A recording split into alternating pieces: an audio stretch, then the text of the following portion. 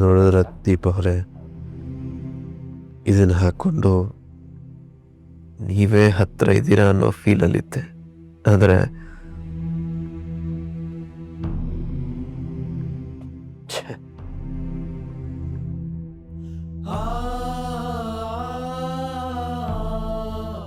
ನನಗಿಷ್ಟ ಇಲ್ಲದೆ ಹೋದರೂ ನೀವು ಹೇಳ್ದಂಗೆ ನಡ್ಕೋತಾ ಇದ್ದೀನಲ್ವ, ಈಗ ನಿಮಗೆ ಫುಲ್ ಖುಷಿ ಅಲ್ಲ?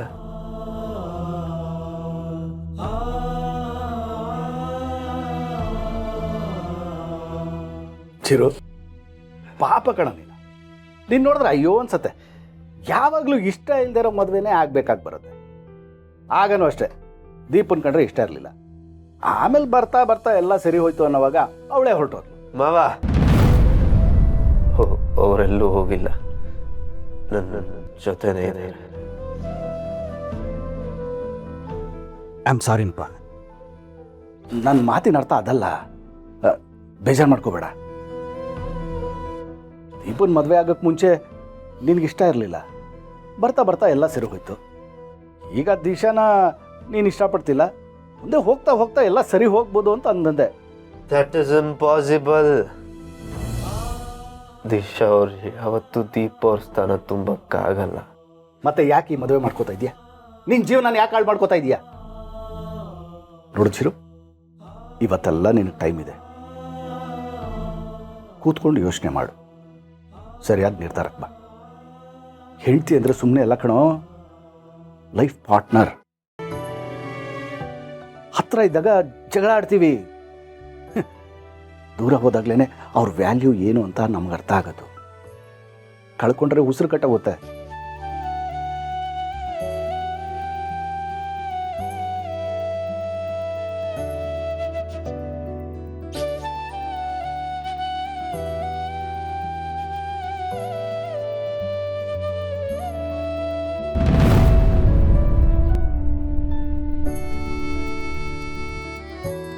ಸರ್, ಆ ಫೋಟೋದಲ್ಲಿರೋರಿಗೆ ಕನ್ನಡಕ ತೆಗೆಸ್ಬಿಟ್ಟು ಒಂಚೂರು ಬಿಳಿ ಕಲರ್ ಪೇಂಟ್ ಹೊಡೆದ್ಬಿಟ್ರೆ ಈಗ ಮದುವೆ ಐತಿದ್ರಲ್ಲ ಅವ್ರ ಥರನೇ ಕಾಣಿಸ್ತಾರೆ. ಶಡಪ್!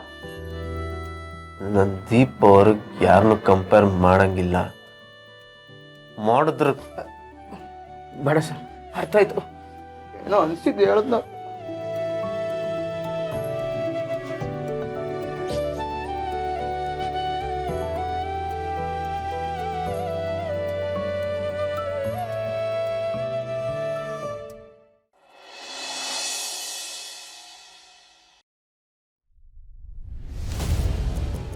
ಹಲೋ, ನಾನು ಹೇಳಿದ ಕೆಲಸ ಏನಾಯ್ತು? ಯಾವುದೇ ಕಾರಣಕ್ಕೂ ಆ ಕೆಲಸ ಮಿಸ್ ಆಗೋ ಹಾಗಿಲ್ಲ.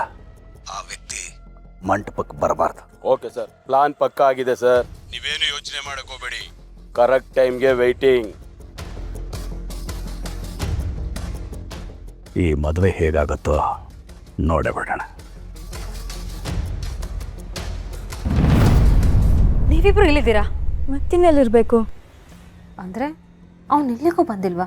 ಸದ್ಯಕ್ಕೆ ಯಾರಿಗೂ ಹೇಳೋದು ಬೇಡ, ನಾನೇ ಹುಡುಕ್ತೆ. ಯಾಕೆ, ಏನಾಯ್ತು? ಏನಿಲ್ಲ, ಚಿರು ರೆಡಿ ಆದ್ನಾ? ಆಗ್ತಿದ್ದಾನೆ.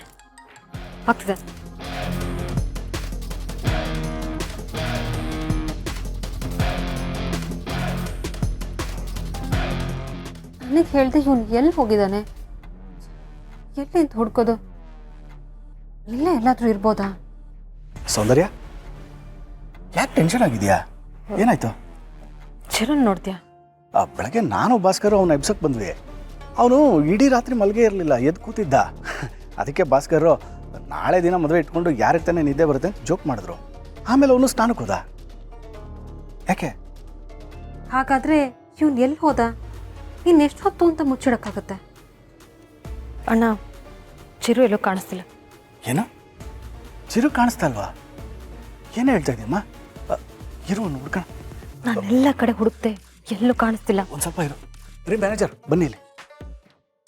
ಹೇಳಿ ಸರ್. ನಮ್ಮ ಮದುಮಗನ್ ಏನಾದರೂ ನೋಡಿದ್ರ? ರೂಮಲ್ಲಿ ಇರಬೇಕು. ಸರಿ. ಸೌಂದರ್ಯ, ಬಾ. ನಾನೆಲ್ಲ ಕಡೆ ನೋಡಾಯ್ತು. ನಾ ಹೇಳ್ತೀನಿ, ಬಾ. ಯಾವುದೋ ಗೋಲ್ಮಾಲ್ ಮದುವೆ ಅಂತ ಅನಿಸ್ತೈತಲ್ಲ. ಅಪ್ಪ ಭಗವಂತ, ನಾನು ಸಿಗಾಕ ಹೇಳಿಲ್ಲ ಅಂದರೆ ಸಾಕು. ಹೇಳಿ ಅಂಬುಜಾ. ಅಣ್ಣ ಅದಕ್ಕೆ ಸೀಮೆಣ್ಣೆ ಕ್ಯಾನ್ ಹಿಡ್ಕೊಂಡು ಎಲ್ಲಿಗೋ ಕೋಪದಲ್ಲಿ ಹೋದ್ರು. ಅಯ್ಯೋ, ನಾನು ತಡಿಯೋಕೆ ಎಷ್ಟು ಪ್ರಯತ್ನ ಪಟ್ಟೆ. ನಿನಗೆ ಸೀಮೆಣ್ಣೆ ಹಾಕಿ ಸುಟ್ಬಿಡ್ತೀನಿ ಸರಿಯಾ ಸೈಡ್ಗೆ ಅಂತ ಬೈದ್ಬಿಟ್ಟು ಹೋದ್ರು. ಯಾಕಂತೆ? ಅಣ್ಣ ಅದಕ್ಕೆ ಇಷ್ಟೊಂದು ಕೋಪದಲ್ಲಿ ರೋಷದಲ್ಲಿ ಇದ್ದಿದ್ದನ್ನ ನಾನು ಯಾವತ್ತೂ ನೋಡೇ ಇಲ್ಲ. ಅದಕ್ಕೆ ಸೈಡಿಗೆ ತರ್ಕೊಂಡ್ಬಿಟ್ಟೆ. ದಿಶಾ ರೂಪದಲ್ಲಿರೋ ದೀಪನ್ಗೆ ಈ ವಿಷಯ ತಿಳಿಸ್ಬೇಕು.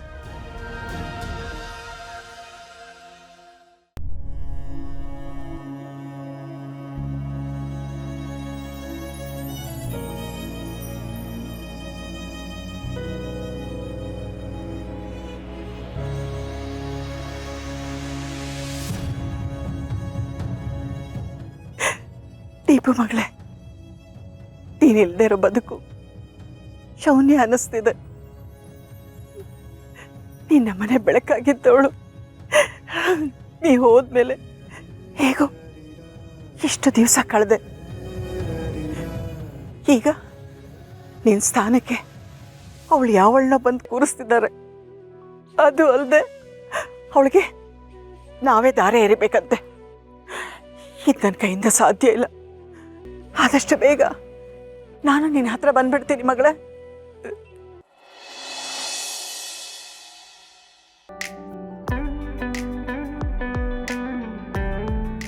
ಏನೇ ಮಾಡ್ತಾ ಇದೀಯಾ? ಓ ಬಂದ್ಯಾ? ನಿನ್ಗೋಸ್ಕರ ಸ್ಪೆಷಲ್ ಟೀ ಮಾಡ್ತಾ ಇದ್ದೀನಿ. ಎಷ್ಟು ಸಖತ್ತಾಗಿದೆ ಅಂದ್ರೆ ನೀನೇ ಟೇಸ್ಟ್ ಮಾಡ್ಬಿಟ್ಟು ಹೇಳ್ಬೇಕು. ಇದೆಲ್ಲ ಮಾಡು ಅಂತ ನಿನ್ಗೆ ಯಾರು ಹೇಳಿದ್ರು?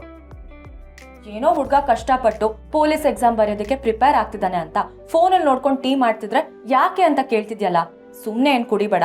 ಊಟಕ್ಕೆ ದುಡ್ಡು ಕೊಟ್ಟಂಗೆ ಇದಕ್ಕೂ ದುಡ್ಡು ಕೊಟ್ಬಿಟ್ಟು ಕುಡಿ. ಜಸ್ಟ್ 20 ರೂಪೀಸ್ ಅಷ್ಟೇ.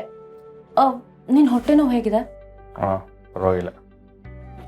ಸರಿ, ಹಾಗಾದ್ರೆ ಈ ಸ್ಪೆಷಲ್ ಟೀ ಕುಡಿ. ಏನೇ ಮಾಡ್ತಾ ಇದೀಯಾ? ಕೊತ್ತಂಬರಿ ಸೊಪ್ಪಿಂದ ಗಾರ್ನಿಶ್ ಮಾಡ್ತಾ ಇದ್ದೀನಿ.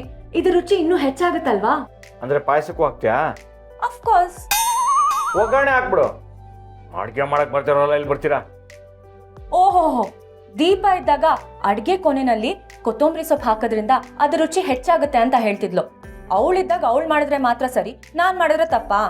ನೋಡು, ಹುಟ್ಟಿ ಯಾವತ್ತಿದ್ರು ನನ್ನ ಮನಸ್ಸಲ್ಲಿ ಕನಸಲ್ಲಿ ಜೀವಂತವಾಗಿದ್ದಾಳೆ. ಅವಳಿಲ್ಲ ಅಂತ ಯಾವತ್ತೂ ಹೇಳ್ಬೇಡ. ನರಸಿಂಹ,